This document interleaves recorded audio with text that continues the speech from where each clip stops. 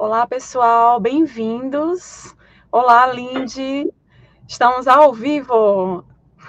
Bem-vindos à primeira live aqui no canal Arqueologia com Érica, do YouTube. Tudo bem com vocês? Espero que estejam todos bem.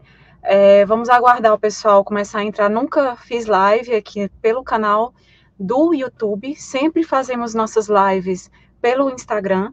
Sempre a gente faz lá no Arqueologia com Érica, a galerinha que já acompanha lá.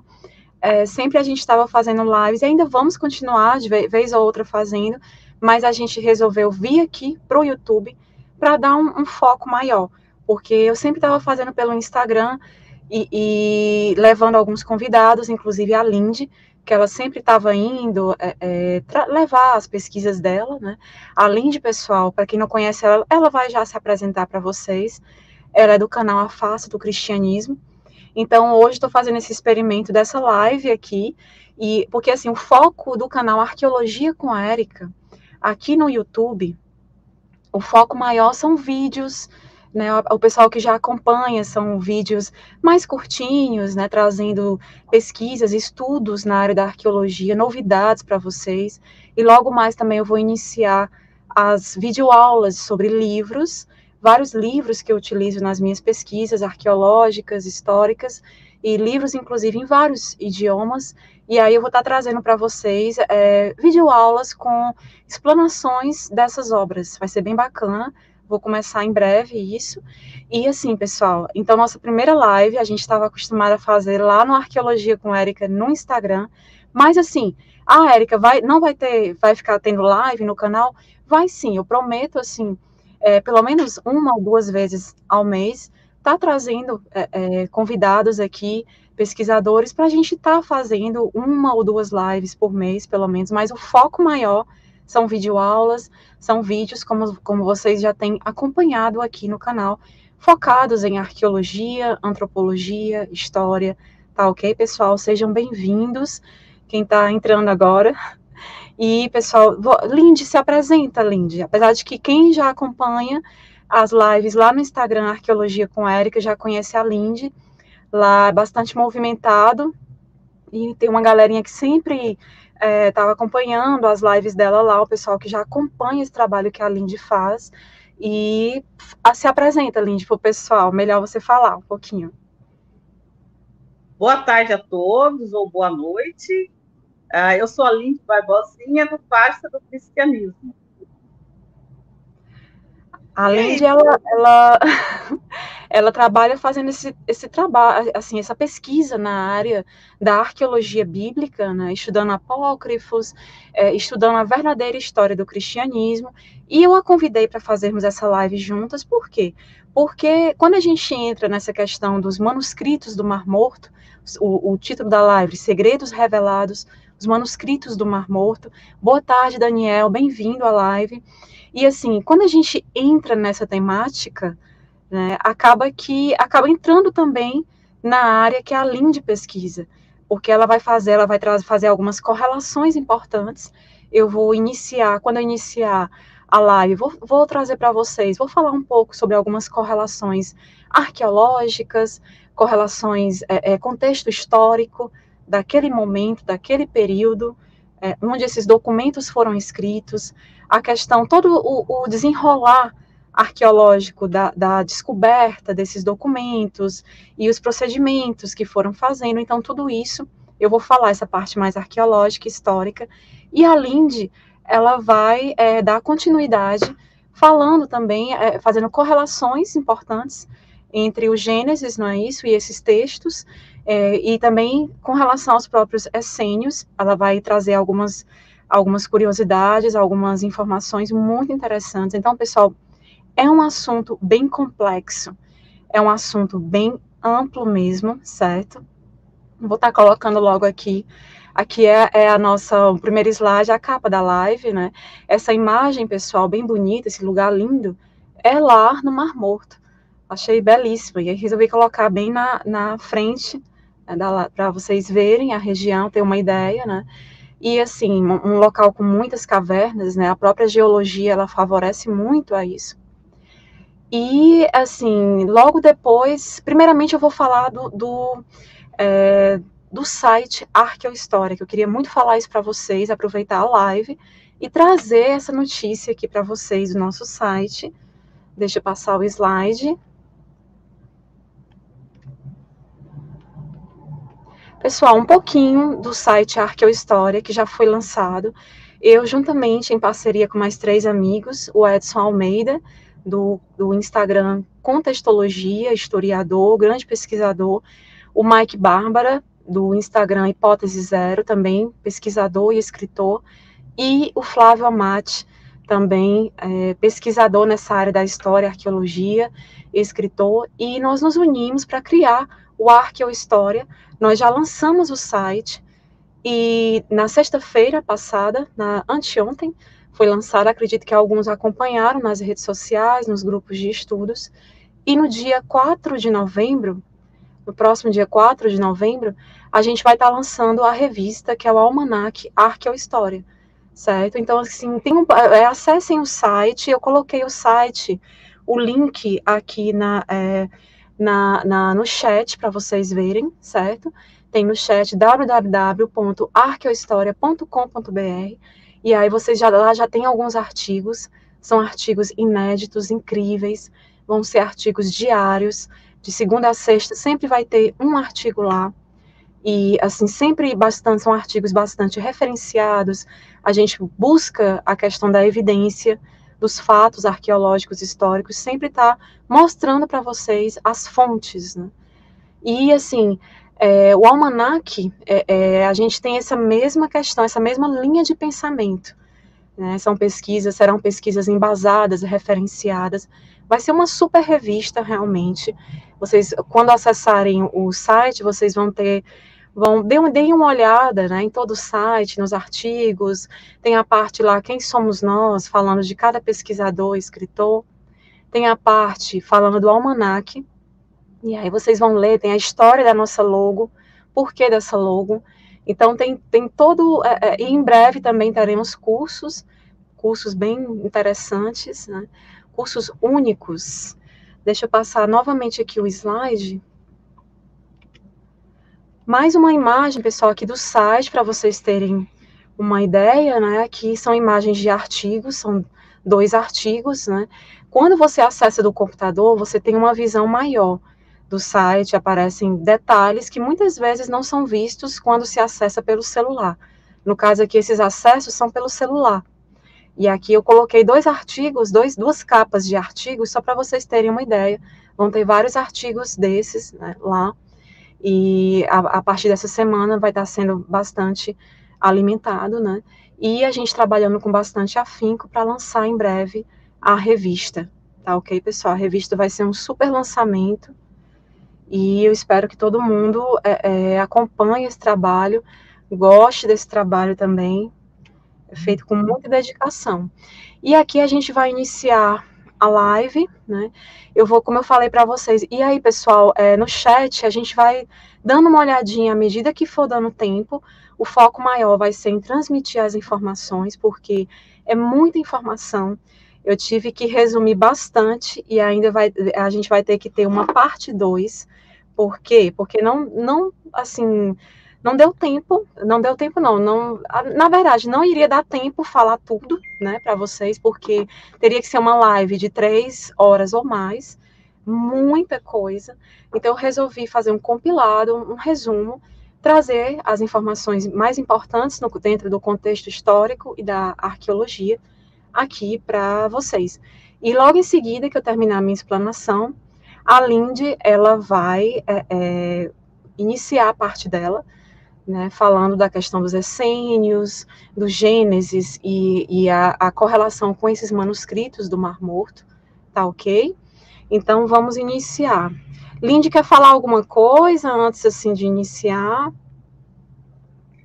Érica, eu quero parabenizar você, parabenizar o Flávio, ou outro que agora Obrigada. não pela revista, pelo site, né, pelo trabalho, que eu acredito que vai ser um hiper trabalho, né, porque vocês sabem trazer matéria, vocês sabem, né, comandar. Então, eu quero parabenizar. Já sou a fã número 1.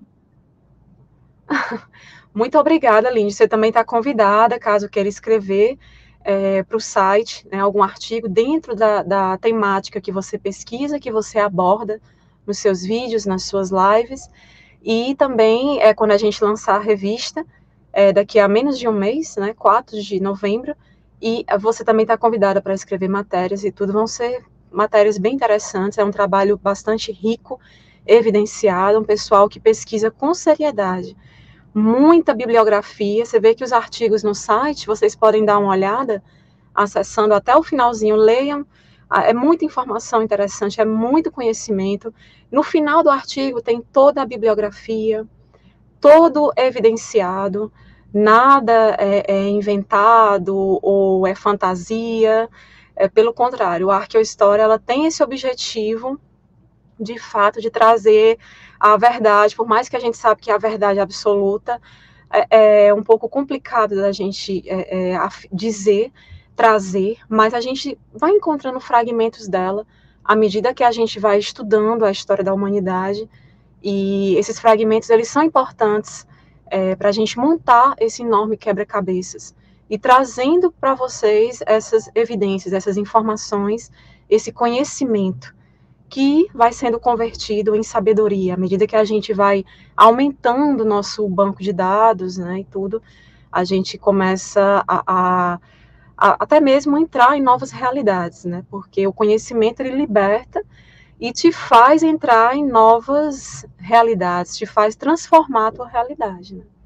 Então, pessoal, inicialmente eu farei uma introdução falando aspectos arqueológicos sobre a descoberta desses textos, né, desses manuscritos do Mar Morto, que são o que são eles, né? São uma coleção de centenas de textos e fragmentos de textos que foram encontrados ali em cavernas em Qumran, nessa região do Mar Morto, no final da década ali de 1940 e durante a década de 1950 também, inclusive atualmente, né, em 2021, eu vou falar logo mais, à medida que eu for explanando, eu vou explicar isso para vocês, foram encontrados também, né, mais resquícios desses manuscritos, né, recentemente, inclusive ainda estão sendo analisados, né, mais informações.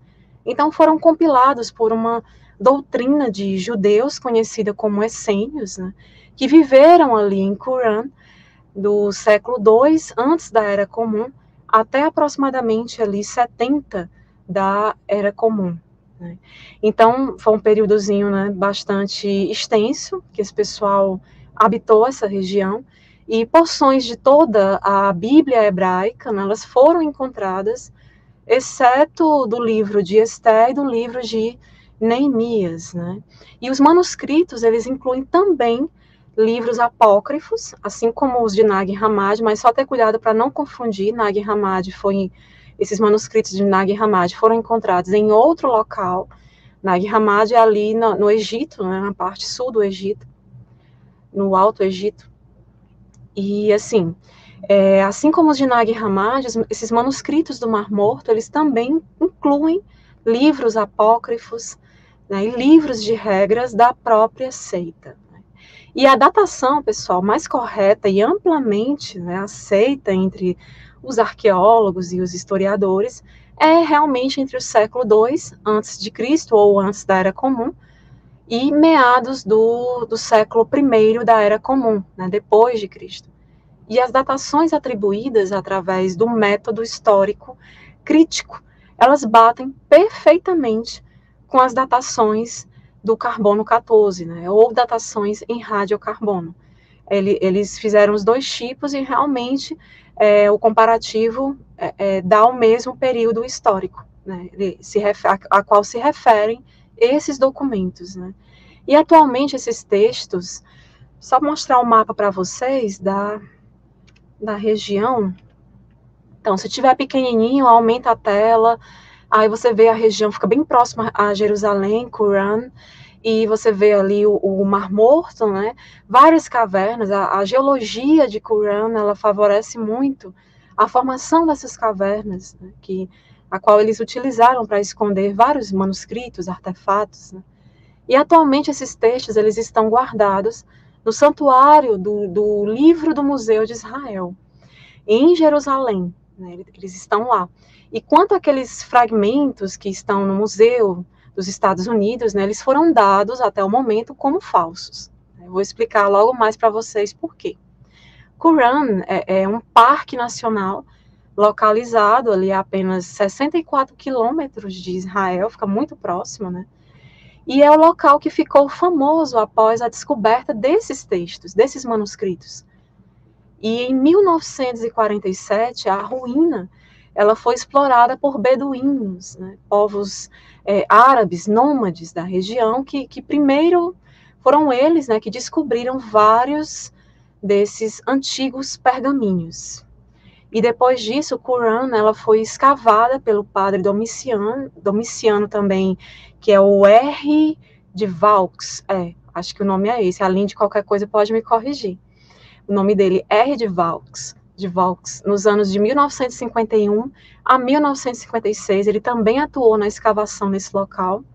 E assim, pessoal, além disso, né, um imponente complexo de edifícios que se estende assim, por uma área enorme, foi descoberto, datando ali do período do Segundo Templo. E o que seria esse período do Segundo Templo? É justamente, né, na história judaica, esse período ele durou entre ali 516 antes da Era Comum e 70 até 70 da Era Comum, quando o Segundo Templo de Jerusalém existia, né, durante esse período.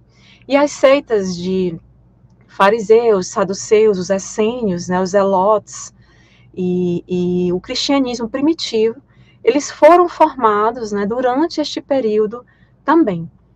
E esta revelação, pessoal, levou a um estudo arqueológico em grande escala dessa área, o que, assim, por sua vez, levou os historiadores a encontrarem mais pergaminhos datados ali entre o século III antes da Era Comum e o século I da Era Comum. Então, dessa forma, quando o trabalho ele foi concluído, os especialistas analisaram mais de 20 pergaminhos antigos, totalmente assim intactos, e milhares de fragmentos de outros. Tá aí um exemplo de fragmentos desses textos, desses manuscritos, né? E desse modo, pessoal, os pergaminhos e outros objetos desse período do Segundo Templo, eles foram encontrados em várias cavernas próximos de Qumran. E isto é, assim, tanto em cavernas naturais, nos penhascos de calcário duro a oeste do local, quanto em cavernas cortadas nos penhascos perto de Qumran também. Então, há uma distinção de cavernas nesse local. Tem as cavernas realmente formadas naturalmente, a geologia do local, ela facilita muito, como eu falei, e tem aquelas que foram cortadas, de fato, nos penhascos, né? Foram geradas, né? Foram feitas, de fato, construídas. E os pesquisadores, eles acreditam que, quando o exército romano se aproximou, assim, os habitantes de Qumran fugiram para as cavernas, né, e esconderam seus documentos nelas. Foram vários documentos importantíssimos, né, que foram salvos justamente porque eles esconderam. E, consequentemente, o clima seco dessa região do Mar Morto, como vocês viram, né, preservou esses manuscritos, né, por cerca ali de aproximadamente 2.000 anos.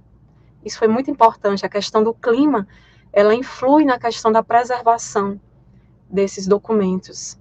E em apenas uma das grutas, pessoal, os escavadores encontraram aproximadamente, para vocês terem uma ideia, 15.000 pequenos fragmentos de cerca de 600 manuscritos diferentes. Então, imagina o trabalho para mapear todo esse material. E acredita-se que os beduínos, né, essas pessoas que habitam ainda hoje essa região, né, os beduínos modernos, no caso, podem ter removido os pergaminhos desta caverna, deixando apenas restos, né? Fora que muito foi perdido, eles encontravam e às vezes vendiam no mercado negro e tal, e às vezes utilizavam até para fazer fogueiras, né? Então muito foi queimado. Da mesma forma, lá em Nag Hammadi, os manuscritos de Nag Hammadi, documentos de altíssima importância, apócrifos também. Os de Nag Hammadi também tinham textos herméticos, muito importantes, né? Tinha trechos da República de Platão. Então, assim, muito disso foi perdido porque os que encontravam, assim, não eram arqueólogos, não eram pesquisadores, historiadores, e eles não sabiam muito bem o que fazer com isso. Deve ser algo de valor, então vamos tentar vender.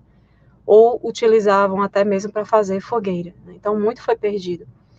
E estas cavernas, pessoal, elas foram muito usadas pelos essênios como uma espécie de geniza, que seria um lugar para guardar esses escritos sagrados, né, que é chamado de geniza.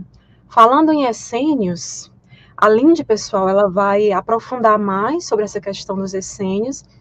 Essa é uma foto representando, né, essas pessoas, os essênios, que trata-se assim de uma das correntes que floresceu 2 séculos antes da Era Comum, ou antes de Cristo, né, e que apresenta curiosas similaridades com o cristianismo primitivo.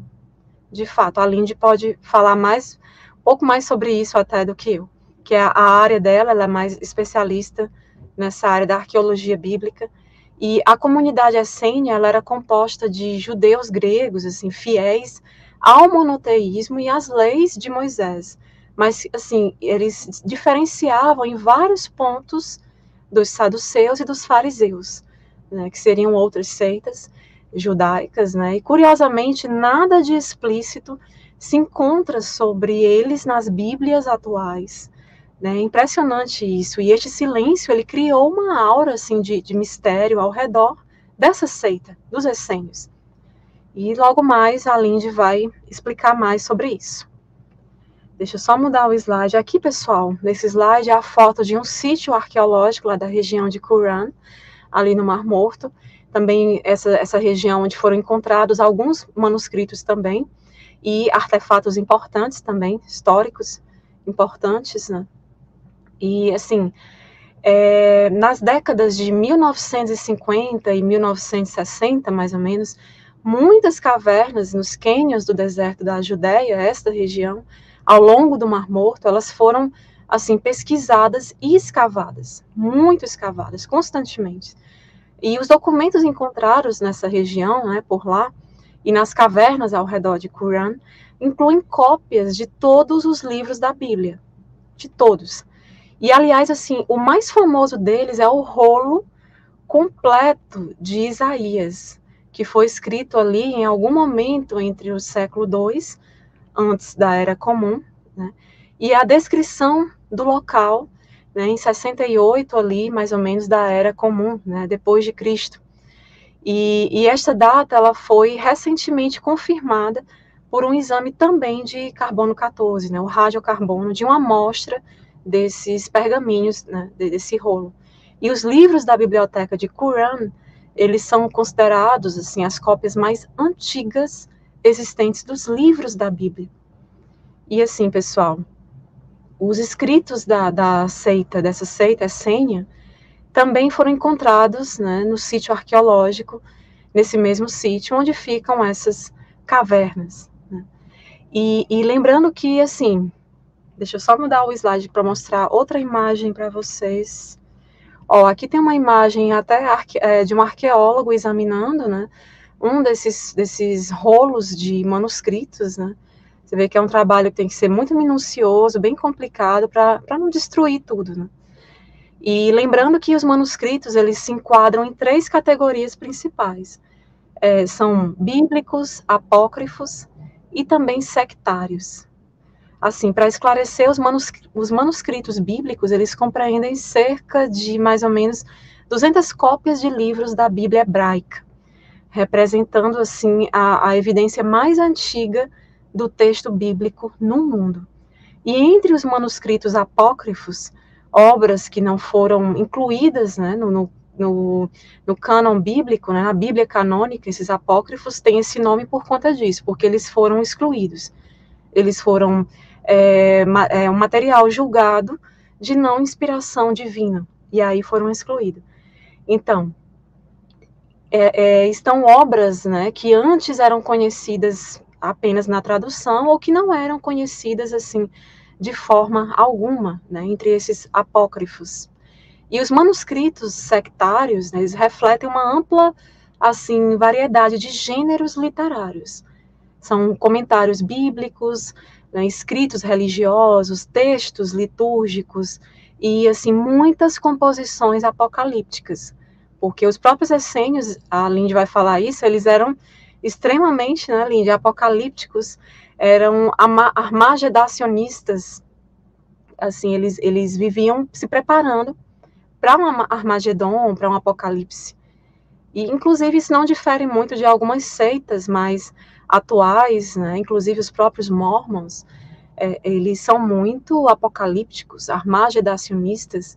Eles realmente ficam ali o tempo inteiro se preparando para um apocalipse que vai acontecer. Então, é dessa forma. Inclusive, a maioria dos estudiosos, né, acredita que os pergaminhos eles formaram a biblioteca da seita que viveu em Qumran. E, no entanto, assim, parece que os membros desta seita escreveram apenas parte desses pergaminhos. E o restante tendo sido ali composto ou copiado até mesmo em um outro local. E, por fim, pessoal, a descoberta desses manuscritos do Mar Morto representa, sim, um marco importante no estudo da história do povo judeu nos tempos antigos, né? E deixa eu só resolver uma coisinha aqui no teclado, pessoal. Pronto, deu certo. Então, assim, graças a essas descobertas notáveis, né, foi possível ampliar o conhecimento da sociedade judaica, né, na terra de Israel durante os períodos ali helenístico e romano. Então, são documentos, assim, realmente de extrema importância.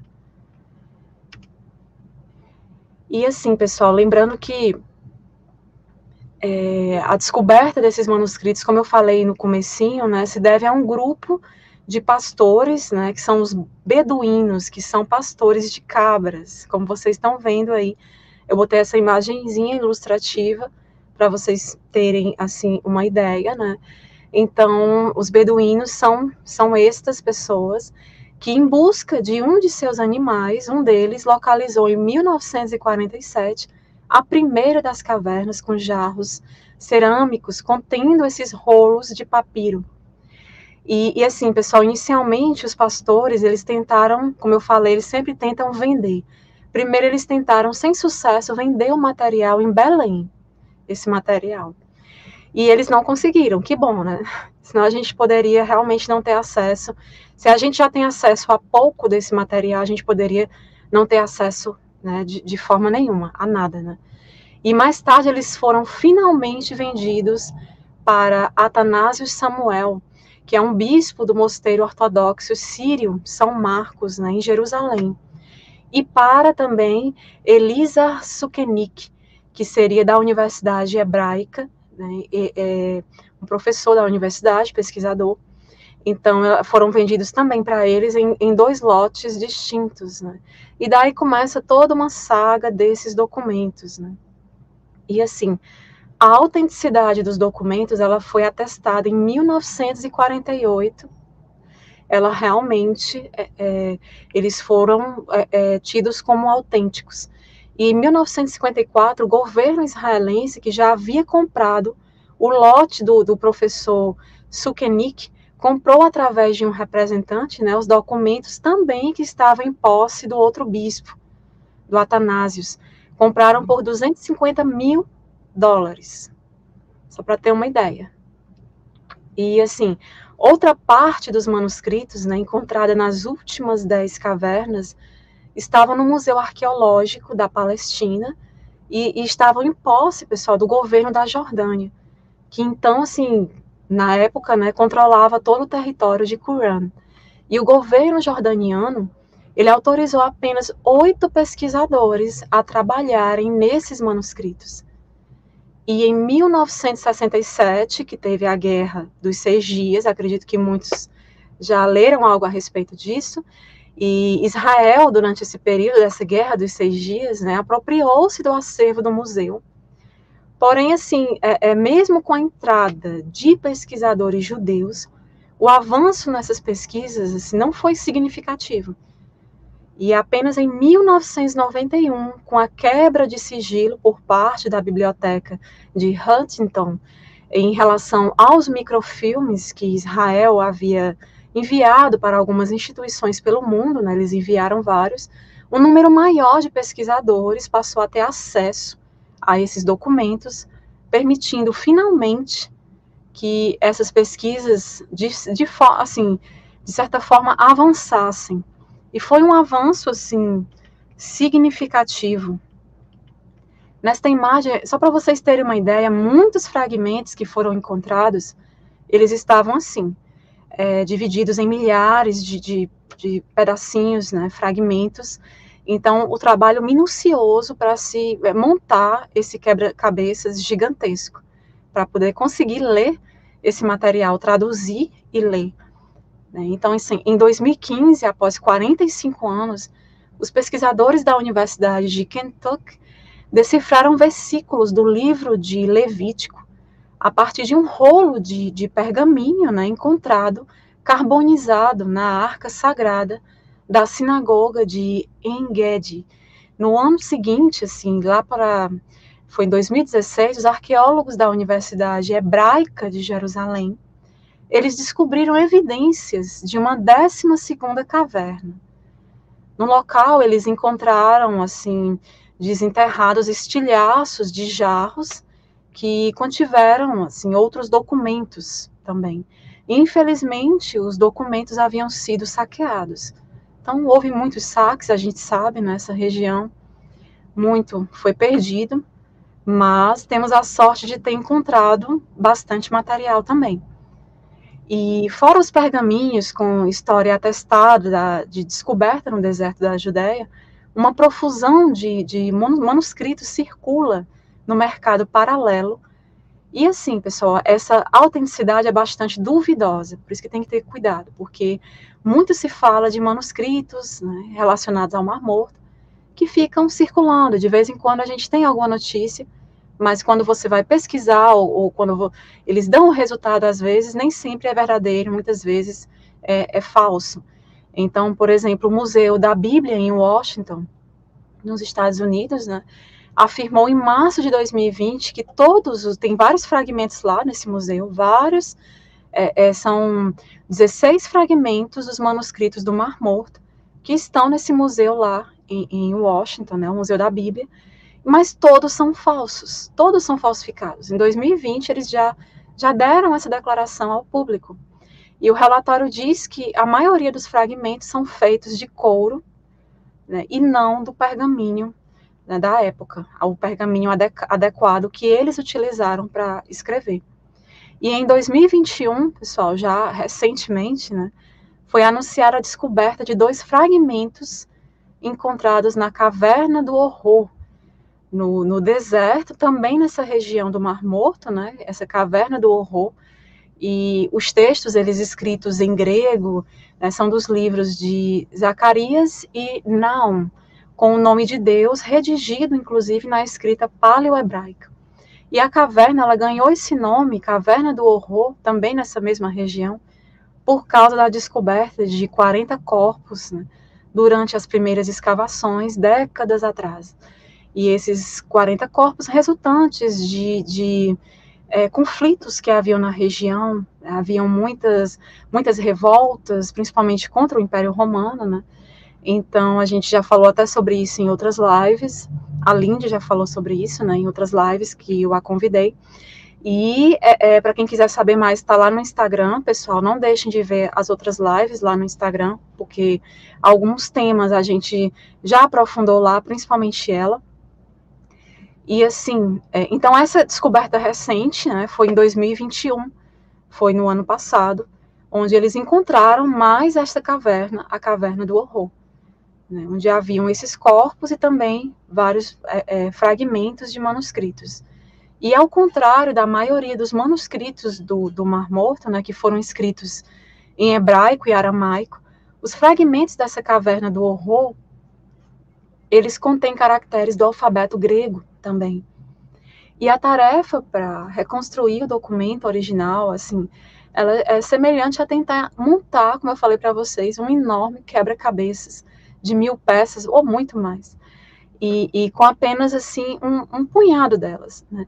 E esses livros que foram encontrados, né, nessa caverna do horror, né, no ano passado, eles são os livros de Zacarias e Naum, que fazem parte dos últimos 12 livros do Antigo Testamento. Olha aí a importância dessa descoberta.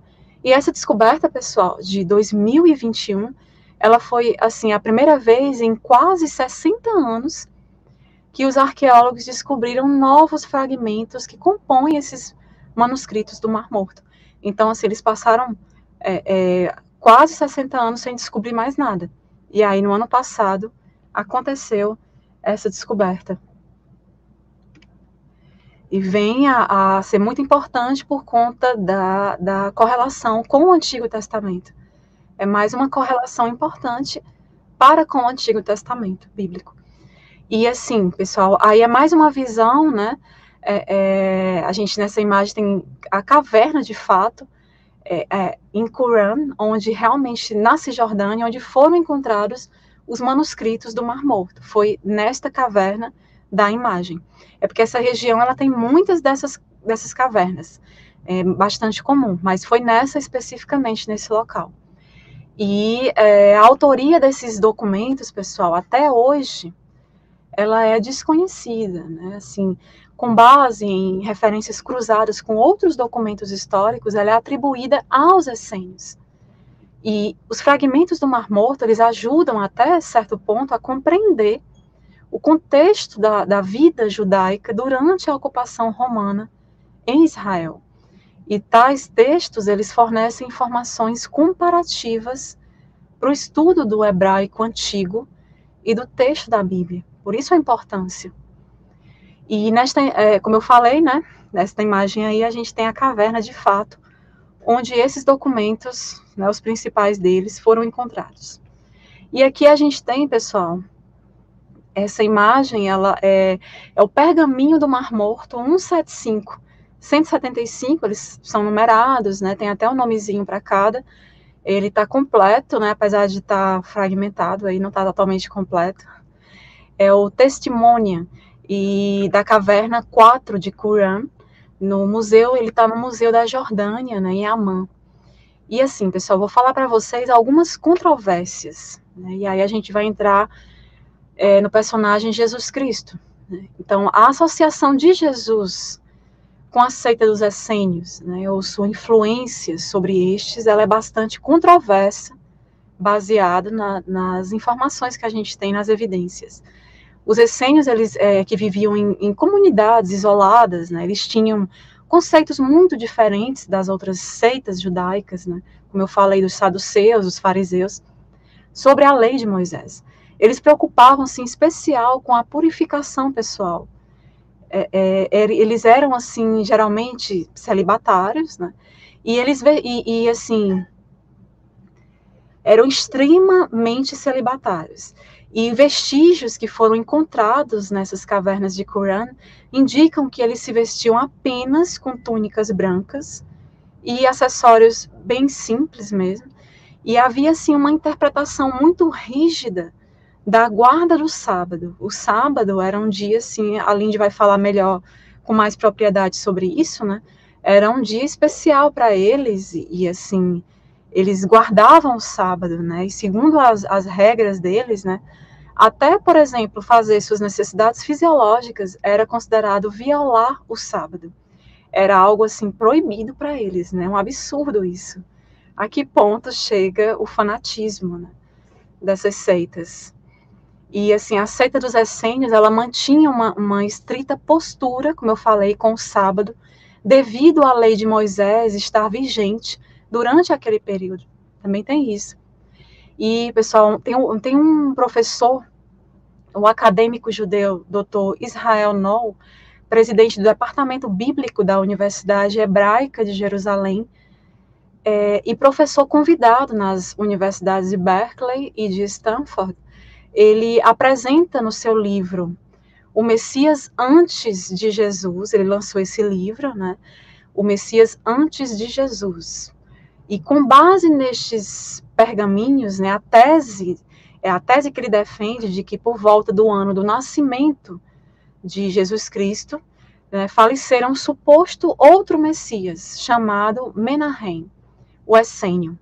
E em circunstâncias semelhantes àquelas em que o próprio Jesus mais tarde viria a morrer, e supõe o autor que Jesus poderia ter tido conhecimento, né, desta história.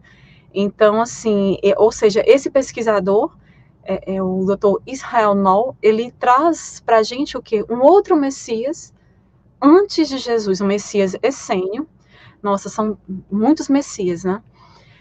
Se a gente for verificar todos os Messias da história, principalmente os judeus, tiveram vários. Então, assim, esse Messias, ele veio antes de Jesus. E ele morreu de uma forma muito parecida. Então, assim, segundo ele, uma das interpretações que ele faz, né, uma interpretação possível é que Jesus seria um personagem, Jesus romano, seria um personagem baseado nesta obra anterior. Ou seja, neste outro Messias que veio antes dele, que seria o Menahem, ou também chamado Menachem, acho que pronuncia assim mesmo, porque é hebraico, né? O líder de uma seita judaica de Qumran. Ele era um líder de uma seita, né, em Qumran, uma seita judaica, e ele tentou liderar uma revolta contra os romanos. Olha aí as coisas linkando, os pontos importantes. Mais um revolucionário, no caso, judeu contra romanos, né, uma revolta contra os romanos, mas acabou morto por estes, né, que proibiram que o seu corpo fosse enterrado. E ele foi morto de forma parecida ao que é descrito com Jesus romano. E este grupo de discípulos, ao contrário dos cristãos, né, que após a morte do Jesus, eles se uniram ali e tal, esse grupo de discípulos, eles logo se dissiparam. Os discípulos dessa pessoa, que era considerado o Messias, dos essênios, né, no caso o Menahem, né, esse líder revolucionário, porque realmente a presença dos romanos ali em Israel incomodava muito. Incomodava de várias formas, como a gente já falou em lives anteriores, que a Lindy fez lá no meu Instagram, Arqueologia com Érica, e assim, eles estavam revoltados com aquela situação, com aquela questão da imposição, a própria imposição religiosa romana, né? Então isso incomodava muito. E aí houveram várias revoltas, grupos revoltosos, e este Menahem, esse líder revolucionário, né, ele teria, segundo Noll, segundo esse professor, falecido ali por volta de 4 antes da Era Comum, ou antes de Cristo, né? Então ele faleceu bem antes do Jesus romano aparecer. Eu vou colocar um outro livro aqui importante, né, vocês podem anotar, porque a gente, assim, nessas lives, eu sempre gosto de indicar livros, né, a Lindy sempre também indica os livros dela, que ela utiliza, a gente sempre faz isso, porque são a forma de mostrar evidências, né, das pessoas também quererem pesquisar sobre isso, investigarem, e conseguir esses livros, né, e pesquisar, ler. Então, esse livro, pessoal, o Primeiro Messias, aí é outro Messias, essênio também, e esse livro é de um acadêmico, né, o professor cristão, Michael Wise, professor nos Estados Unidos, né, ele afirma que o Messias, nesse livro, ele vai afirmar isso, a Lindy vai falar também desse livro, né, ele afirma que o Messias dos pergaminhos, ele se chamava Judá, e morreu de forma, assim, muito violenta por volta de 72 antes da Era Comum, ou seja, 72 antes de Cristo. Né? E o Wise, ele publicou esse livro, né, O Primeiro Messias, em 1999. Então, não é um livro tão antigo. E, provavelmente, pessoal, vocês só vão encontrar ele em inglês. Depois eu vou postar, quando eu começar a fazer as videoaulas aqui no canal, onde eu vou trazer estudos de livros para vocês, em vários idiomas, esses livros, um dos livros que eu vou utilizar vai ser esse. Né? Eu vou trazer aqui o Messias de César, Shakespeare's Secret Messiah, que a gente já faz estudos em alguns livros, das traduções, e eu vou estar abordando vários desses livros, né, históricos, livros também voltados para a área da arqueologia, porque não deixa de ser arqueologia isso aqui. É arqueologia bíblica, acaba sendo, né? E tem tudo a ver com a verdadeira história da humanidade, né? Ou seja, o que é que a gente tem? Vários messias, né, já haviam sido descritos antes mesmo do Jesus romano surgir. Então, é mais uma evidência, né, que são colocadas nesses dois livros que eu citei, nesses dois livros desses dois professores que eu citei para vocês, tá ok? E tem um outro livro interessante, esse aqui eu acredito que alguns já ouviram falar, talvez já tenham lido, que são os Essênios e os Pergaminhos Sagrados de Nag Hammadi e do Mar Morto. Esse livro é interessante porque ele já vai fazer uma correlação, Essênios, Nag Hammadi e Mar Morto. Né? Nag Hammadi, como eu falei no início da live, para não confundir, é diferente dos manuscritos do Mar Morto, é uma outra coisa. Mas esse livro, pessoal, para a live não ficar tão longa, porque a Lindy ainda vai falar, né? Ela tem umas correlações importantes para trazer e mostrar para vocês. Então, para não ficar tão extensa, eu vou deixar esse livro para a próxima live, a parte 2 dessa live, porque vai ter que ter uma parte 2, porque tem muita informação ainda para passar. E um dos livros que a gente vai abordar vai ser esse. A gente vai, de fato, falar tudo que tem de importante, tudo que tem que ser levado em consideração nessa literatura, certo?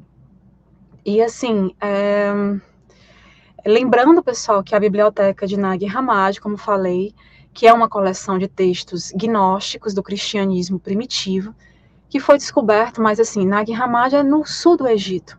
Então foi descoberto na região do sul do Egito, ali próximo a Luxor, próximo ao templo da deusa Hathor, ali a região do sul do Egito, Alto Egito, né? Norte do Egito, Baixo Egito. Então foi descoberto ali no Alto Egito, no sul. E assim, você vê que e são textos gnósticos, onde a gente vê muito do cristianismo primitivo, conforme nós já abordamos bastante sobre isso em lives anteriores. E você vê a influência do Egito no cristianismo primitivo ao ler esses textos. Né? É uma forma de cristianismo muito diferente desse cristianismo instituído por Roma. É bem diferente. Então, o que mais que eu tenho para dizer?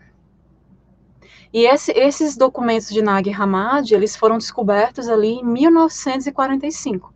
Foi um pouquinho antes dos manuscritos do Mar Morto, que foi já em 1947, né? Então, foram 2 anos antes, os de Nag Hammadi.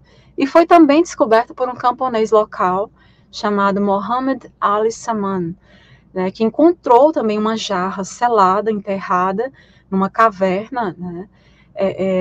Nessa região de Nag Hammadi, num penhasco, que continha os 13 códices de papiro embrulhados em couro, né? E além desses textos apócrifos, também foram encontrados, juntamente com esse material, trechos do corpus hermético, textos herméticos, né, de grande importância.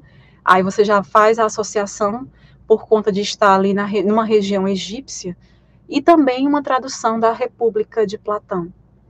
Então, assim, a gente já falou sobre isso em lives anteriores, eu já falei bastante, inclusive lá no Instagram, Arqueologia com Érica, vocês vão encontrar, ou no canal da Lindy, A Face do Cristianismo, aqui no YouTube, pessoal. A Lindy tem um canal dela no YouTube, quem não segue e gostar da temática que ela estuda, que ela aborda, sigam lá também, certo? Eu marquei aqui na descrição o canal dela, e assim, também a gente já falou sobre isso em outros canais, inclusive no canal Teologia Reversa, do Antônio Miranda, eu falei bastante sobre esses documentos de Nag Hammadi.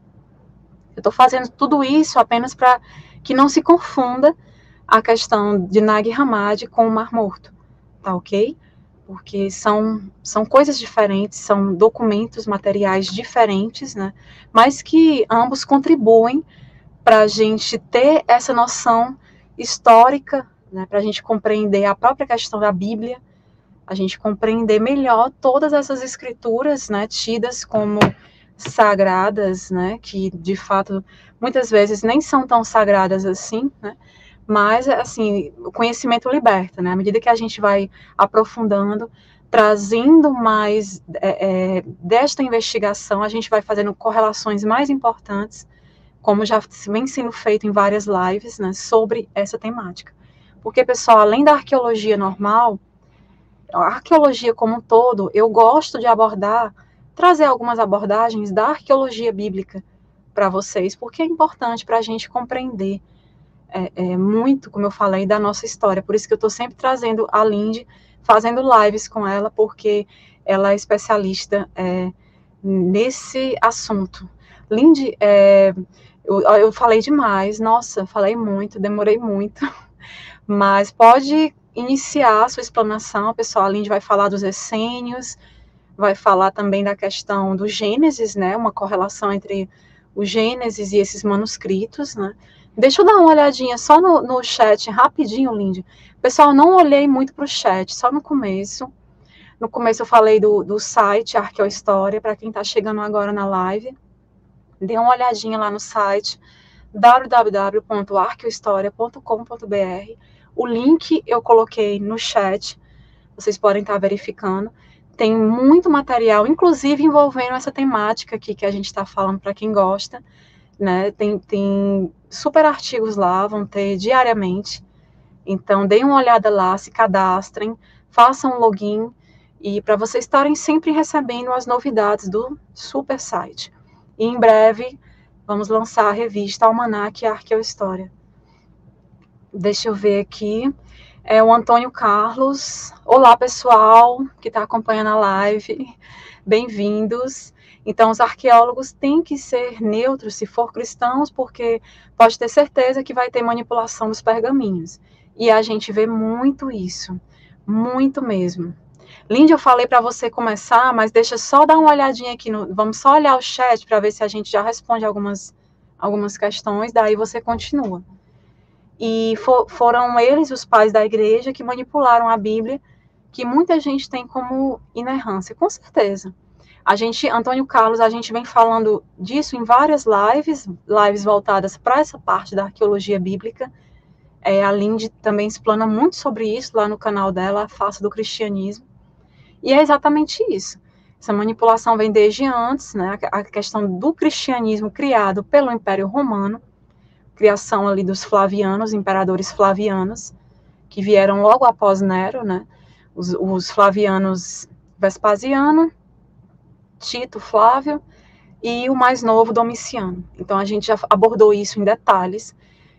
Tem lives tanto no meu Instagram, Arqueologia com Érica, tem o linkzinho do Instagram, pessoal, sempre na descrição dos vídeos do meu canal, e tem também no canal da Lindy, A Face do Cristianismo, o canal dela do YouTube, porque todas as lives que a gente fazia no Instagram, ela postava no YouTube dela, e inclusive essa daqui depois ela vai postar no canal dela, tá ok? Que é A Face do Cristianismo.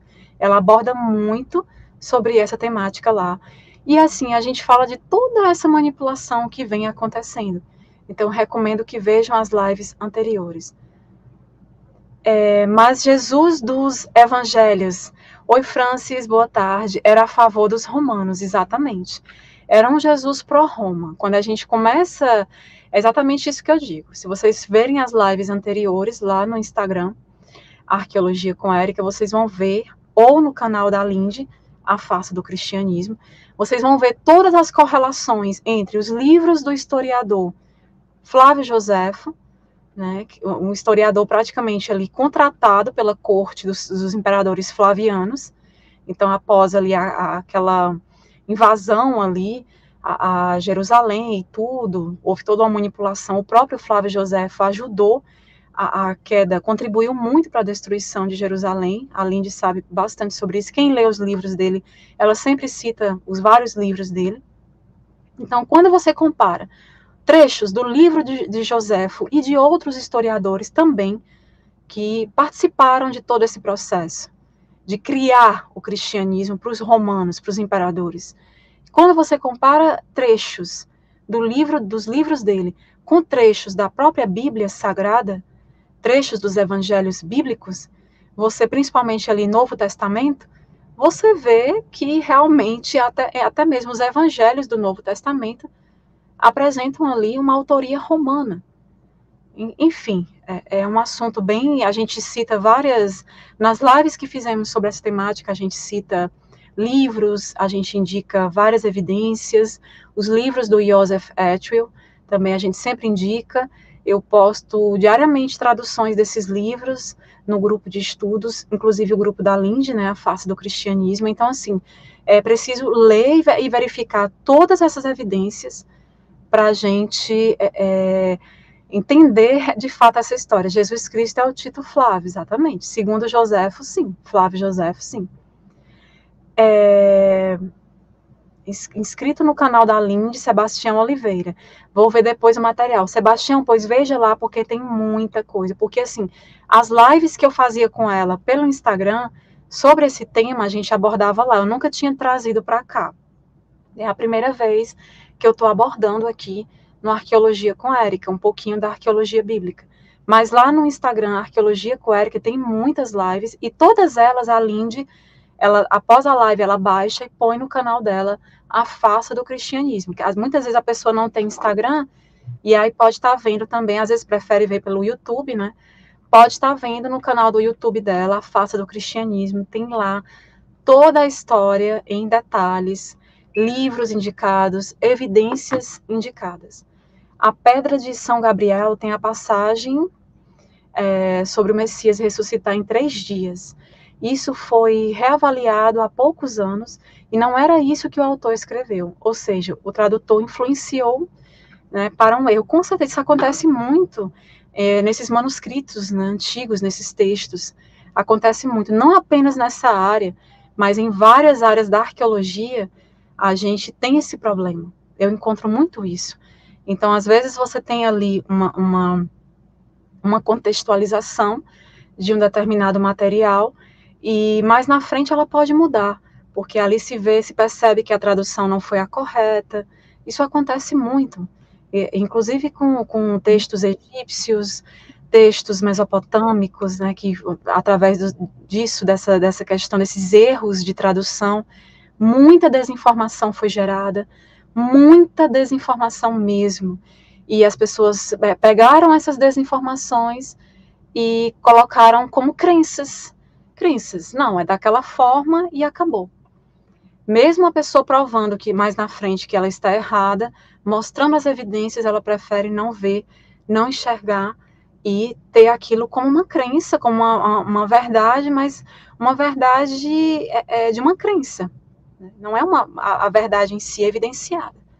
Né? Então, isso é muito importante, pessoal.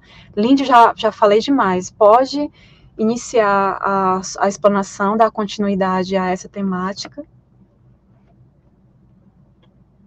Ok, vamos lá, então, falar um pouco dos essênios. Quem eram os essênios? E como que era a vida deles, né? Porque, provavelmente, a história conta que eles eram os verdadeiros cristãos, né?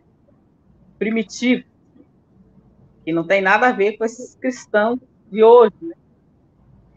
Então, os essênios eram um grupo de pessoas que buscavam se afastar dos prazeres.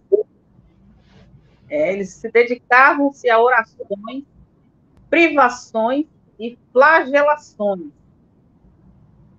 Levavam uma vida regrada e buscavam a perfeição espiritual.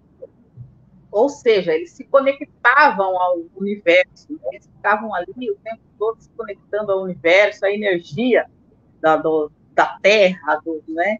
Então, eles tinham esse quê de energia também. Eu achei muito interessante isso, lendo a história deles. Né? E como você falou, o grupo existiu desde o século II a.C. e foram dizimados no ano de 70 depois de Cristo. Isso na época do Vespasiano, né? Da família Flaviana. O que mais tem deles aqui?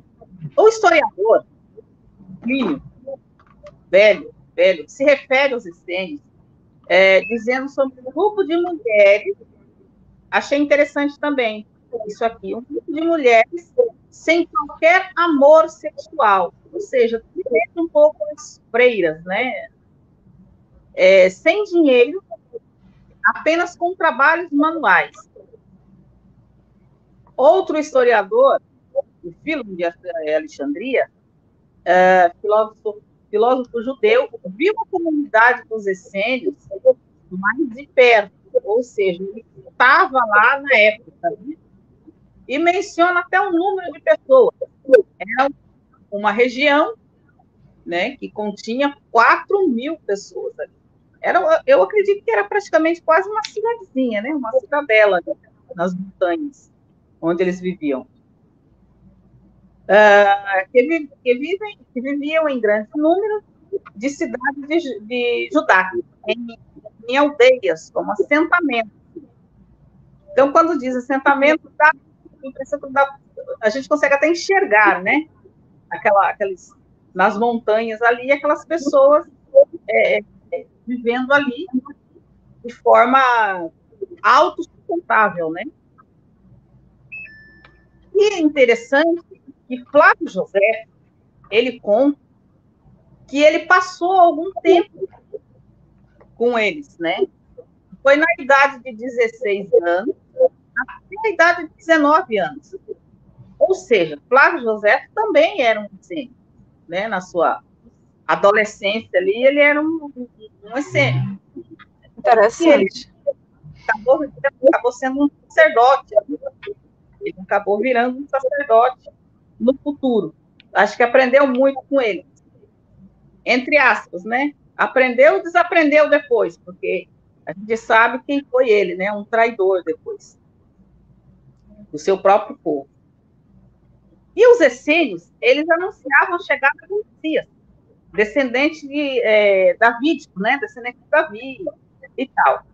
E eles, outra coisa interessante, eles acreditavam em curas, milagres físicos, né? Bênção com as mãos, tipo, bênção com imposição de mão, né? Como se fosse um reiki, Lindy. Como se fosse um reiki. É interessante, né? Como se fosse um reiki e curas com ervas e argila.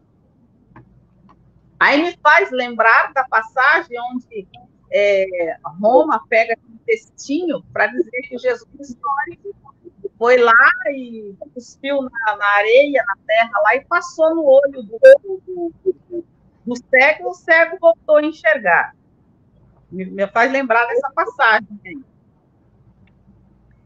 Então, como eu disse, né, Flávio José, ele afirma que aos 16 anos de idade, entrou no grupo dos essênios, mas que aos 19 ele sai do grupo dos fariseus. Né? E onde viviam os essênios? A história conta que eles se dispersaram da cidade, né? Para viver nas montanhas, porque não concordavam com o estilo de vida dos outros. Então, provavelmente, eles não estavam ali no meio de briga política, essas coisas, né? Que antigamente tinha muito briga. Preferiam se isolar, né? Eles ficavam mais isolados no deserto. Exatamente. Então, eles saem fora e eles vão viver no deserto, né? Um grupo e, provavelmente, né?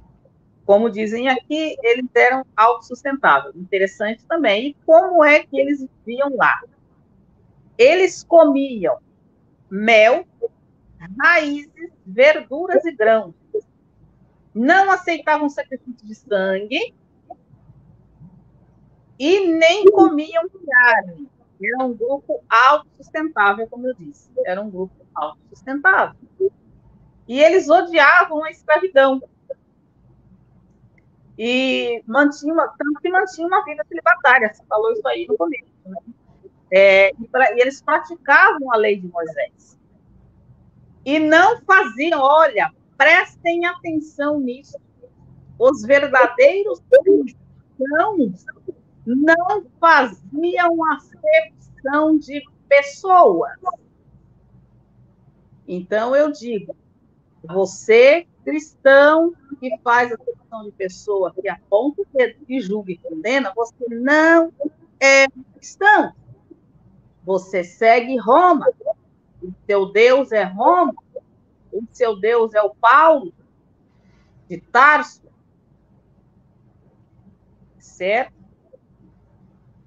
Então, Érica, uma coisa que me chamou a atenção, que eu acredito que João Batista, aquele que é citado na Bíblia, que batizou o Jesus histórico, ele era um essênio, porque ele vivia nas montanhas e ele comia, a alimentação dele era mel, raízes e verdura.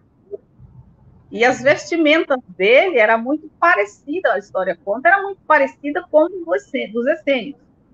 Então, eu acredito que ele era um essênio. Eu achei interessante aqui também. E outra coisa, eles se banhavam em água como forma de ritual para a purificação espiritual deles. Tanto que João Batista, ele batizava lá, os rituais dele lá, ele batizava as pessoas em água para se limpar, né? Para se purificar. E o que mais temos aqui nos essênios? Esse povo que muito me chama a atenção.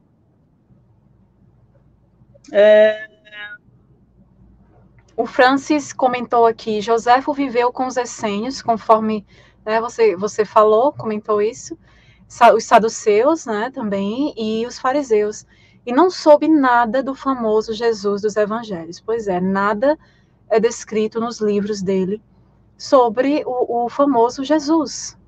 É isso que é estranho, né? Pois é, Francis.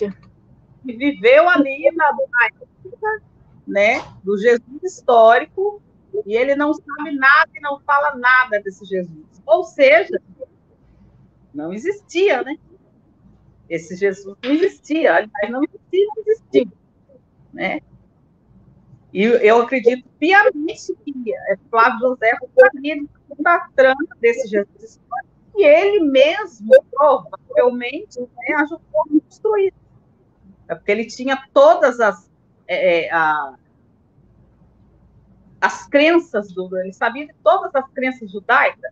Então, ele passa para os romanos, e os romanos, pega os judeus pelo pé, colocando um Jesus nada a ver para eles, né?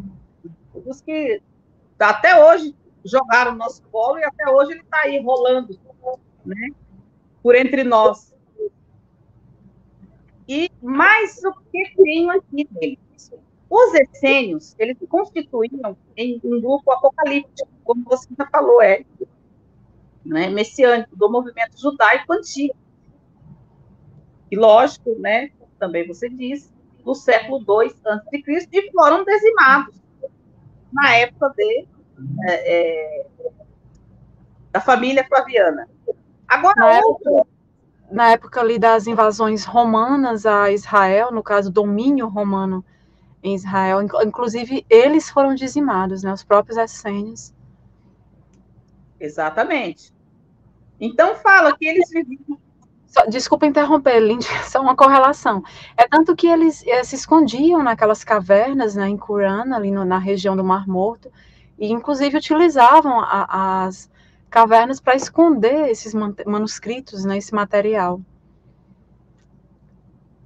Exatamente, porque eles não concordavam com as leis, né, dos outros grupos, né? Então, eles, provavelmente, eu acredito que eles tentaram fazer as próprias leis deles, e vieram trazendo lá a lei de Moisés com eles, né? E guardaram ali, apesar de que o livro de Gênesis, ele chegou aqui na Bíblia para nós com muita, digamos, ele foi mexido. Mexeram. Quando você vai ler o Gênesis, que foi encontrado, tem coisas que não tem nesse da Bíblia canônica. Então, provavelmente, mexeram nele. Provavelmente não, né? A gente sabe que mexeram, né, nos livros. Né? Você se refere aos textos de Gênesis do Mar Morto, dos manuscritos do Mar Morto, comparando com o Gênesis bíblico, do Antigo Testamento. Exatamente. Né? Então, tem coisas ali que você vê que não tem, no outro tem, não tem. Então, ou seja, também foi manipulado. Né? Infelizmente, foi manipulado. Então, voltando aos essênios, né? Olha que interessante, os essênios, eles tinham um respeito e amor pela natureza. Sim. não se alimentavam de animais, como eu disse, né? Eles não se alimentavam de animais. E tem uma passagem importante, uma história interessante, e eu digo até importante, que é de Tiago. Tiago, que eles diziam que era irmão do Senhor, irmão de Jesus, no caso, ele tinha vários apelidos, esse Tiago. Tiago, irmão do Senhor, Tiago, chamado Justo, que mais era o apelido dele? Ou seja, ele tinha vários apelidos. Esse Tiago, a história conta que ele teve um encontro com Jesus, ele viveu com esse Jesus, que não foi o histórico, ele viveu com o Messias, que não foi o histórico, né? E esse Messias, ele morreu. Ele teve um encontro com esse Messias que não era histórico. Vou corrigir. Ele teve um encontro com esse Messias, esse Jesus Cristo, que não era histórico. Esse Jesus chegou até ele, foi o único para quem ele apareceu. Jesus. Apareceu para Tiago. Nessa década de 60 e uma coisa, 68, vamos colocar aqui, 68. Depois de Cristo. Então, ele conta que ele teve um encontro com esse Jesus, e esse Jesus passou várias informações, e passou regras, né, da religião para ele e tal. E um dia, na festa da Páscoa, bom, antes disso eu quero falar um pouco sobre ele, porque também eu acredito que era uma cena. Olha só, muitos de fato são chamados de Tiago. Tiago tinha vários nomes, o Júlio, o irmão de Jesus e tal. Este era sagrado desde o útero da mãe. Ele não bebia vinho ou qualquer outro tipo de bebida alcoólica, não comia carne, ele nunca se babeava. Esse ungia com cremes ou se banhava. Ele não fazia isso, não se ungia com creme e também não se banhava. É um pouco estranho. Mas, enfim, era deles, né? Ele apenas teve privilégio de entrar no Santo dos Santos. Santo dos Santos era digamos que era um título, né? Eles davam, era uma liderança, um grupo ali, quem entrasse, ele ficasse líder daquilo ali, era o top dos tops, vamos dizer, né? Mas ele, de fato, não vestia as roupas de algodão, apenas de linho. E entrou sozinho no templo e orou por seu povo, que seus joelhos têm a fama de terem adquirido as perezas dos camelos. Ou seja, ele era um cara de oração. Tiago, ele orava muito. Né? E aí, tem mais outra passagem aqui que me deixou também um pouco intrigada. Ou seja, né? Eis que o Senhor, após ter dado as suas roupas ao servente do sacerdote, apareceu para Tiago, onde eu falei que apareceu para Tiago e deu algumas dicas. Pois Tiago havia jurado que nunca mais comeria o pão naquele momento em que bebeu o cálice do Senhor, até que ele pudesse vê-lo renascido dos mortos. Um pouco depois, o Senhor disse: traga uma mesa e pão. Imediatamente ele acrescentou: ele tomou o pão e abençoou e partiu e entregou a Tiago, o justo, e disse: meu irmão, coma seu pão, pois o filho do homem renasceu dos mortos. E assim ele liderou a igreja de Jerusalém por anos. Ou seja, até o 7º ano de Nero. Só que a história conta que houve e até a Páscoa, a comemoração da Páscoa e tal. Só que esse Jesus histórico, ele ia participar da Páscoa. Ele era o Jesus Cristo. Aí, várias pessoas não queriam aceitar ele. Várias pessoas não queriam aceitar. E correram lá em Tiago. Olha, vamos ver o que Tiago fala, né? E aí, até marquei o trechinho. O trechinho diz assim: eles vieram, portanto, até Tiago, um grupo, vieram até Tiago e disseram: nós te suplicamos que contenha o povo, pois eles se desviaram em suas opiniões sobre Jesus, como se ele fosse o Cristo. Ou seja, aquele Jesus que ia participar lá da Páscoa, eles queriam que ele fosse o Cristo, Jesus o Cristo. Mas algum grupo sabia que não era. Olha que interessante. Esse Jesus histórico, que estava sendo renegado, ele estava sendo negado por uns grupos.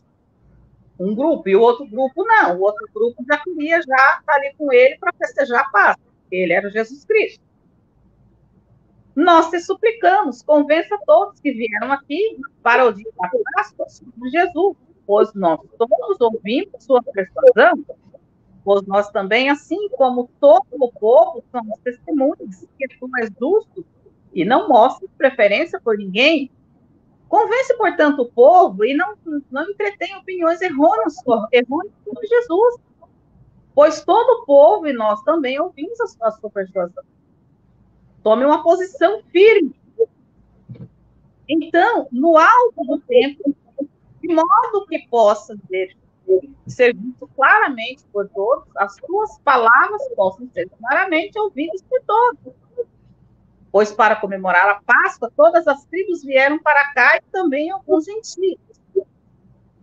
Para desgosto dos escribas e fariseus, Tiago corajosamente testemunhou que Cristo sentava-se ao lado do grande poder e retornará às nuvens celestiais. Ou seja, Tiago, ele chega lá e ele fala, ele sobe lá num lugar alto, né, onde toda a multidão possa ouvir ele, falou, provavelmente ele teria dito, esse aí não é o Jesus Cristo, não. Jesus Cristo está lá no céu, está à direita do Pai lá. Esse não é, não. E aí, infelizmente, né, o que acontece? Então,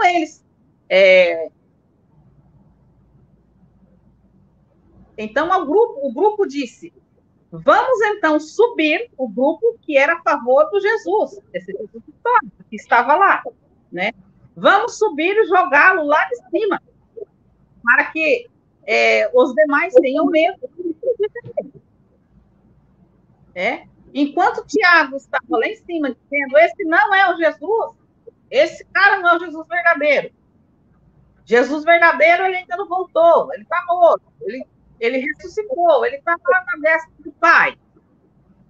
O outro grupo contrário já se preparavam para subir lá em cima, onde estava o Tiago, pegar ele de lá e jogar para baixo, porque matando o Tiago, os demais ficariam, porque ia matar o líder deles. Né? De qualquer forma, Tiago era um líder ali. Então, eles ficariam com medo e abraçariam a ideia desse Jesus histórico. E assim foi. Lançaram-se ele abaixo o homem justo, diz a história, e começaram a apedrejá-lo, uma vez que ele não morrera na queda. Ele foi jogado lá de cima, mas ele não morreu. Né?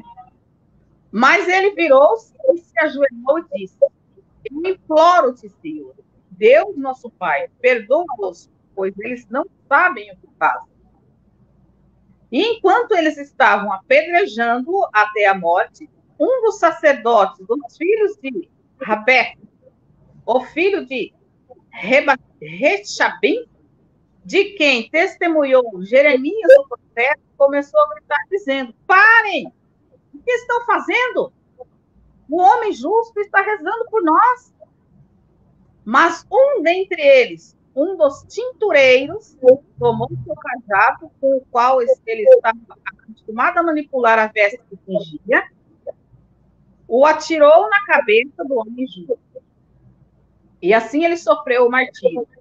Eles o enterraram ali mesmo. E o pilar que foi erguido à sua memória ainda está lá, perto do templo.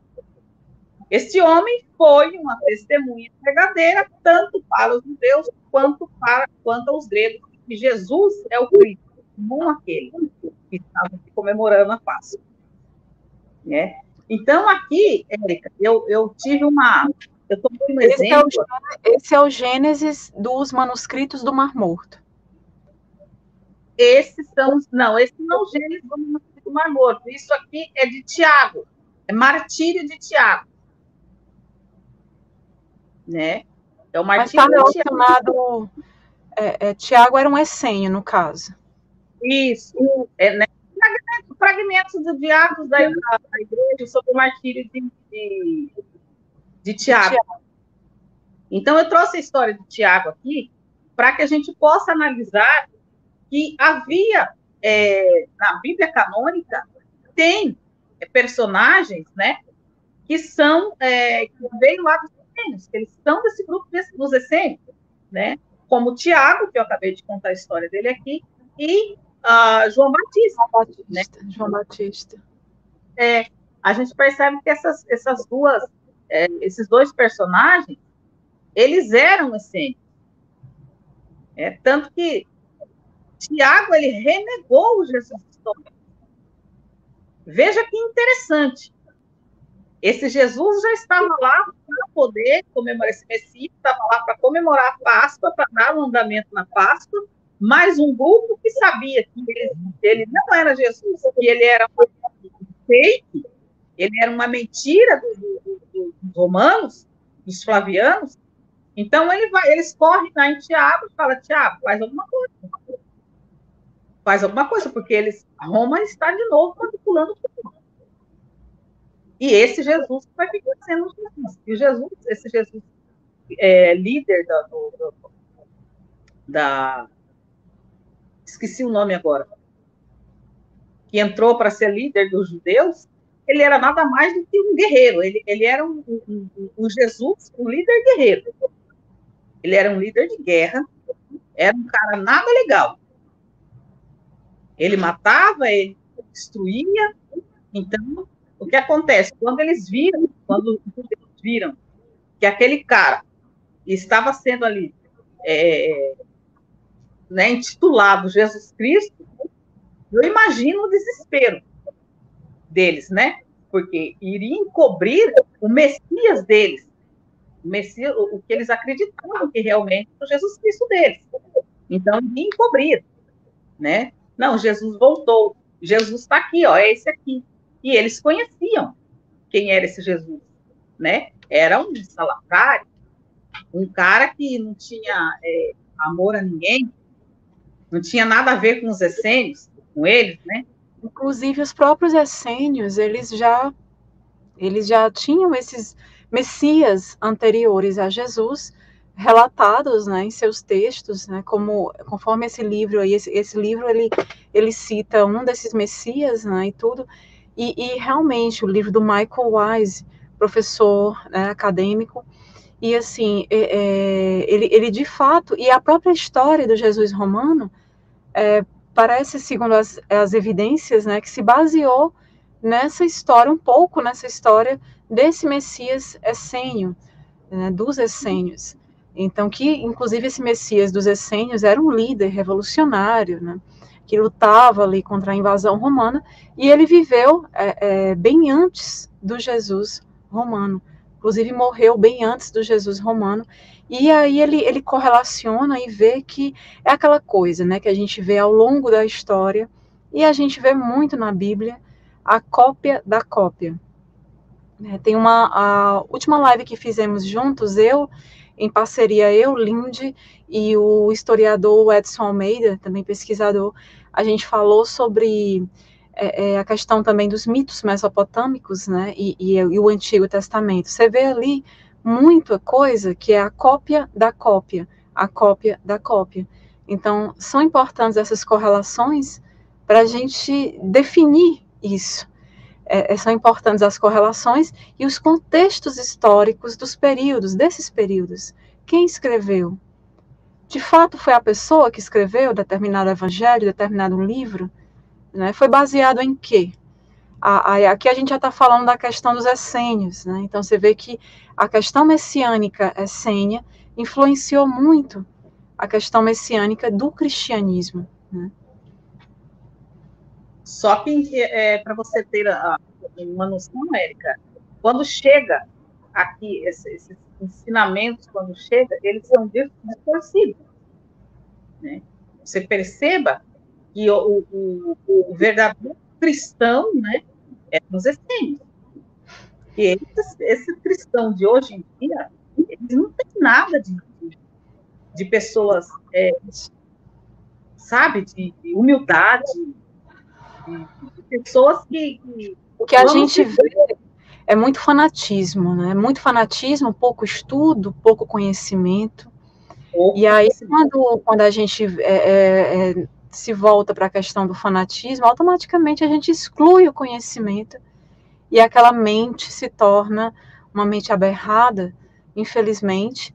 A pessoa não consegue ir além daquilo, não consegue mudar de realidade, porque não consegue absorver conhecimento, não consegue converter aquele conhecimento em sabedoria, fica naquela mesma, nas crenças limitantes, por isso que elas são chamadas crenças limitantes. Né? A questão do fanatismo hoje que a gente vê em várias áreas do conhecimento. Tem gente que acha que é só o fanatismo religioso, não. Você vê aí o fanatismo político também, né? Triste, né? Decadente, vergonhoso. Quando é que a humanidade vai tomar consciência de quem de fato ela é? Só no momento que ela conseguir se distanciar disso tudo, conseguir se desvencilhar de todas essas questões, essas crenças que de fato limitam esse crescimento, esse desenvolvimento. Não vai conseguir se desenvolver, não vai conseguir ir além. Exatamente. Eu percebo que enquanto existir esse cristianismo defasado, mentiroso, que adora até políticos, perceba que cristão adorando político. Quando que é... idolatrando, né? Exatamente. Quando que é que eles imaginam que vai chegar a um céu? Se existir céu, eles nunca vão para lá. Se existir inferno, é o primeiro lugar onde eles irão. Ou seja, nós, eu que sou ateia e vários outros que são ateus, é mais fácil nós atingir o céu do que eles. Porque nós temos consciência de que fanatismo chega a um momento extremo da pessoa que você arranja confusão, você mata, você destrói isso. Eu estou falando não só fisicamente, mentalmente também, né? Hoje em dia, Érica, você não consegue mais chegar em uma pessoa para conversar com ela sério, para conversar assuntos assim, inteligentes. Você entra num assunto, ela já vem com um político e adoração a política. Sempre é assim. Agora, só um adendo, Lindy. A questão do ateísmo, como eu já coloquei, eu não sou ateia, assim, pelo contrário, não prego o ateísmo, certo? Porque, para mim, a visão de Deus que eu tenho é outra. Né? Não é a visão de Deus que as religiões impõem e pregam. É uma outra visão, uma visão mais consciencial, uma visão, assim, como é que eu posso falar para vocês? Já até falei um pouco sobre isso em outras lives. É a visão de que também somos deuses, criadores, estamos co-criando a todo instante, construindo nossa realidade. E uma fonte criadora consciencial de onde surgiu tudo. Então, assim, eu tenho uma visão diferente de Deus, mas como uma energia mesmo, que permeia tudo e a todos. E que nós, muitas vezes, podemos acessar e esse tipo de vibração, de frequência, estar nesse nível de também sermos deuses co-criadores, porque a gente faz nossa realidade a todo momento. E descobrir esse poder é importante para a gente transformar essa realidade. Eu acho que, assim, a questão do ateísmo, nada contra quem é. Eu acho que as pessoas são livres para decidirem, né, essas questões, mas, assim, o ateísmo em si também eu acho um pouco limitante, no sentido de que fica ali, né, só aquilo ali. Eu penso que há muito mais, né, então, assim, eu não tenho essa visão ateísta. Inclusive, dentro do próprio ateísmo também há fanatismo, e fanatismo político também. Infelizmente, o fanatismo político, ele abrange tudo e a todos também, hoje em dia, infelizmente. Várias formas de fanatismo, né, como eu falei, e várias crenças limitantes, e a gente tem que realmente, independente se você segue uma religião, Érica, mas eu me sinto bem ali e tal, tudo bem, isso não te impede de conhecer a verdadeira história dessa religião, de onde surgiu, isso não te impede de questionar, e assim, mas eu me sinto bem na igreja e tal, tudo bem, mas vai com discernimento, com consciência, vai com conhecimento, para não ser manipulado, para não se deixar ser manipulado. É isso que importa, né? Esse é o principal. E aí, quando você realmente tem esse conjunto de fatores, discernimento, consciência, conhecimento, a sabedoria, você consegue ir se sobressaindo de tudo isso, não caindo nessas armadilhas. É basicamente isso, pessoal. Lindy, tem mais algum assunto que você queira abordar, alguma coisa? Já concluiu? Eu já acabei concluindo, já. Mas isso, deixa eu complementar aqui o que a gente estava falando. Você sabe que, ultimamente, eu sou tão chamada de ateia que eu estou acostumando. Está acostumado, porque como a gente tem uma visão assim de Deus diferenciada, né? Como a gente tem essa visão diferenciada, as pessoas taxam como se fosse um ateísmo. Eu não sou ateia. A Lindy, eu acho que é porque já por ela tratar desse assunto no canal dela, né, por ela abordar muito sobre isso, as pessoas já taxam como se fosse ateia. Porque ela questiona, porque ela está estudando essa história do cristianismo. Mas por quê? Né? Então, assim, ela é ateia. Então, assim, eu não coloco nenhuma de nós como ateias. Pelo contrário. A gente tem uma visão diferenciada de Deus. E diferente com relação ao que a religião nos impõe e prega. Né? E que mais, Lindy, que a gente ia complementar aqui? Pessoal, quem já chegou na metade da live, vai lá para o comecinho depois, a live vai ficar aqui. Lógico, vai ficar postada no canal, aqui, Arqueologia com Érica. Depois a Lindy, ela vai colocar também a live no canal dela, para o pessoal que segue. Quem não segue, se interessa por esses assuntos, ela aborda bastante lá. O canal dela do YouTube, A Face do Cristianismo. E aí, vocês assim, assistam as lives também, para entender tudo que veio antes. Né? E assim... o Cacaroto perguntando: olá, Érica, onde posso baixar o PDF? Olha, se você tiver em alguns dos grupos da gente, tem os meus grupos Arqueologia com Érica, no WhatsApp e no Telegram. A Lindy tem um grupo dela, A Face do Cristianismo, de estudos voltados para essa área. Geralmente lá são postados muitos livros, inclusive o grupo Arqueologia com Érica do Telegram, que sempre eu deixo na descrição dos vídeos aqui do meu canal. Todos eles têm o link, né? E vai estar no link da descrição dessa live também. Eu vou colocar. Lá tem um acervo de livros imenso, tem uma super biblioteca acoplada ao grupo, né? Nos arquivos. Então, o pessoal sempre está postando, né? E tal. Pode estar conseguindo dessa forma, ou pesquisando mesmo pela internet, né?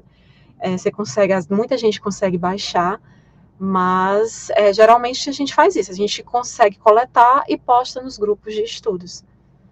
E com relação ao assunto político, pessoal, nem vou entrar nessa questão, porque para mim, ambos os lados, a manipulação de ambos os lados, eu não tenho político algum de estimação, mas eu vejo de fato, o que é que eu vejo? Muito ódio sendo pregado, muita perseguição, muito ódio.